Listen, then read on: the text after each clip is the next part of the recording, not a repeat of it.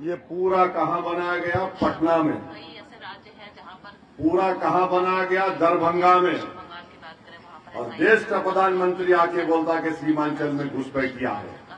कैसे देखते हैं? इनकी जबान से सुना आपने, पटना में ये बना, पटना में वो बना, पटना में ये बना दिया, पटना में इंटरनेशनल स्पोर्ट्स कॉम्प्लेक्स बना दिया, दरभंगा में एम्स बना दिया, और सीमांचल को क्या दिया? गाजर की पूंजी दिया खाली।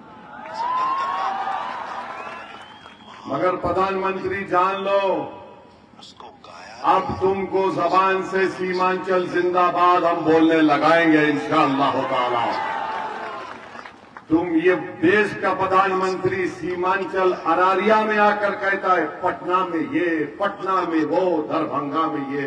भारत के स्वतंत्र 4 साल तेजस्वी भी उप मुख्यमंत्री था, ध्येय वाक्य है, इसकी भी जिम्मेदारी है। मंत्र है। इसने क्या किया? इसने कह दिया जब हम सीमांचल की इंसाफ की लड़ाई लड़ रहे तो तेजस्वी बोलता है ओवैसी चरमपंथी है। मेरे भाई, हमारे पास मालेगांव के हमारे विधायक हैं मुफ्ती इस्माइल साहब, दारुल देवबंद के पढ़े हुए हैं, 2 मर्तबा के विधायक हैं मालेगांव के। क्या ये चरमपंथी है? बताओ आप। या इतने मजमे में लोग दाढ़ी, सर पे टोपी है, क्या ये चरमपंथी है? हमारी मां और बहनें इतनी कसीर तादाद में आज आई है, ये सर पर पल्लो ओढ़ती हैं, कोई हिजाब पहनता है, कोई बुर्का पहनता है, तो क्या ये चरमपंथी है?